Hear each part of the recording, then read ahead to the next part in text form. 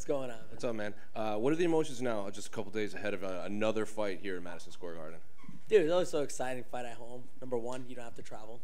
So I'm literally like 25 minutes from here, which is great. Got a train right away. Can only go back and forth between here and the hotel. The hotel and my home. But it's great. But it's still, to the end of the day, it's fight time. So whether I travel, whether I'm home, it's time to fight. Did you feel like there was unfinished business here in Madison Square Garden, given how the last fight went? There is unfinished business here because I'm looking to get my 3 W's. I got my win in the Golden Gloves boxing here. I did a Glory kickboxing fight here, which I won, and now I'm looking to get a UFC win here at the Garden. So those are my big 3 W's right there. So I need to, I'm looking to get that UFC win so I can say I won in boxing, kickboxing, and MMA at the Garden. Michael Chandler was in here earlier, and he said that fighting in the Garden makes you kind of want to fight a certain way because the building shakes when the fans get excited. How true is that, considering you fought here multiple times? It's very true. It's very true. He's not wrong. That's how it is. Look, this is the Mecca.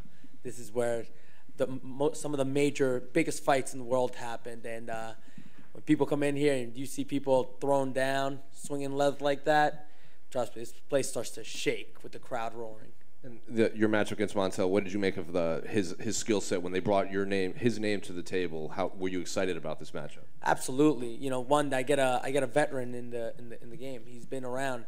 I feel like he's kind of one of these guys that's flown under the radar. But I also I don't know if he hasn't fought in a little bit, but no matter what, he has a strong skill set. And the first thing I said, I'm like, man, I get another tall guy. I get all the 6 foot people, but it doesn't matter. I was ready. I'm excited. I got to fight because before that, I was actually looking to fight in Long Island, and then that didn't happen. Then I was like, I'll travel to Paris to go fight, and that didn't happen. They're like, all right, we got somebody for the Garden. I was like, got Montel Jackson. I'm like, let's freaking do it. I'm excited. And then unrelated to your fight, also on this card, this might be Frankie Edgar's last fight in his MMA career. Do you have any memories of Frankie? Were you a fan growing up at all? Oh man, when I used to fight in the regional circuit, I saw him all the time. He was there every single time I would fight in the regional circuit in New Jersey and in ring combat, and I always talked to him. I watched him. I think I watched him do one of his last fights in ring combat before he got called to the UFC. And just following his career and what he's done, it's amazing. I get to, witness his last fight in the UFC. This dude's a legend, right? Coolest dude ever. Julio, I know in a recent interview you said your opponent, he likes to lull his opponent to sleep and then he attacks. How important is it for you to press the action so he can't do that? It's very important to press the action on him. I feel he does lull people to sleep. I know he's got a strong wrestling base. He's got solid jiu-jitsu, but his striking is so long that if you fall asleep, you might think you're at the distance that you need to be out of range from him, so he can't hit you, but he's actually closer than you think. So you have to be, on your toes with him, especially also if you're trying to close the distance on him, that you don't drop your guard and leave any openings for him. Just over here. Your last fight, obviously, you missed weight by ½ a pound. What kind of corrections have you made this time around to make sure that doesn't happen again? I made the details that I needed to fix. Those little corrections were important. Also, the last time, like I said, it's my fault, but we ran out of time. It was either the fight doesn't happen because I don't make the scales, or I take the L on that and give up whatever I have to give for my purse for the 0.5. I'd rather the fight keep going, and it sucks because it's professionalism. So I hold myself accountable for that. So I fixed up the major details that needed to be fixed up, and we're ready to roll.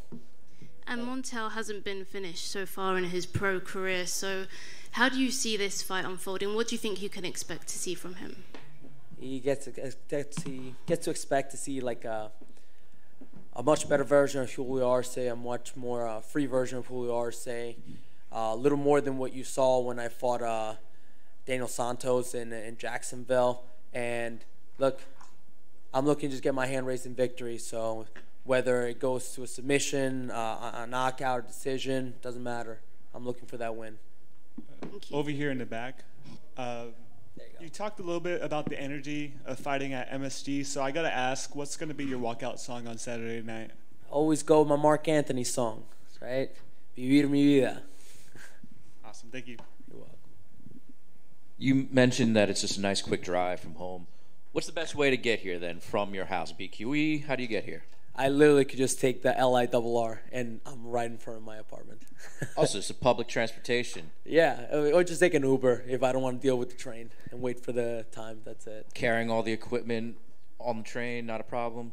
No, actually, like for this, I took an Uber and they literally cost nothing. So I was just like, all right, let me get this Uber. I'll be in the hotel easy. And then after my fight, go back to Flushing, have some Korean barbecue at Cast Iron Pot. So I know you're a New Yorker. It's probably great to fight in your backyard, especially post-fight. Like, what's like your go-to when you're done? If you get a win, a loss, whatever happens on Saturday night, what are you doing after the fight?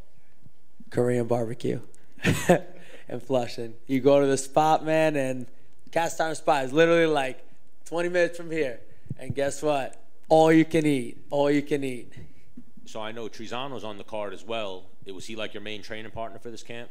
Him and I have a southpaw. I'm fighting a southpaw, so I did a lot of work with some boxers, lefty boxers, and like I had this Albanian wrestling champion, is Vilson, who's an up and comer as well, and he's been helping me work. He's also a lefty, so been getting a lot of lefty work. And Trizano has an orthodox fighter, but Trizano's also tall, like Montel, so sometimes we would spar, sometimes we would grapple, and we would give each other this, like, the look of our opponent.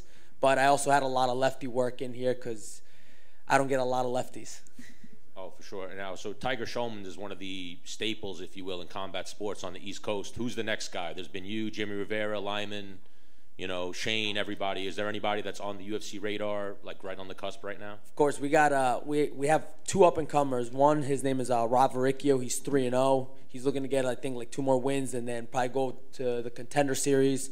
Monsher Kara, who's world-renowned jiu-jitsu champion. He's 4-0 right now. And then we have Solomon Renfro, who's also, like he's like a UFC Fight Pass superstar right now. He's looking to get in there. He actually said, anybody falls through at 170, he's like, I'm there. I'll cut the weight and be ready to go. And we have a bunch of out-counters. This kid, Ryan Burgos, Shane Burgos' little brother. You guys know how crazy Shane is. And then you got his little brother who's also just like as crazy and hit as him. It's wild. It's how amazing the talent is growing. And then we have another kid, Christian McCauley, a bunch of up-and-comers. So expect them to come up real soon. All right. So Saturday night, we're going to get some Korean barbecue. Exactly. All right. Talk to you soon. My man. Over here. Hi, how are you? And welcome back to New York. Obviously, you're a resident, so welcome fighting in front of your hometown crowd. Obviously, you've been used to a New Jersey, New York crowd fighting for Lou Neglia and Ring of Combat. How do you describe the energy of fighting in front of a New York crowd as opposed to fighting everywhere else? Everybody gets rowdy. Everybody gets rowdy. You know that New York attitude. People get rowdy. People probably starting fights in the stands. Doesn't matter, but it's just electric. It gets you excited to fight. It's a beautiful crowd. Welcome back home. Exactly. Thank you.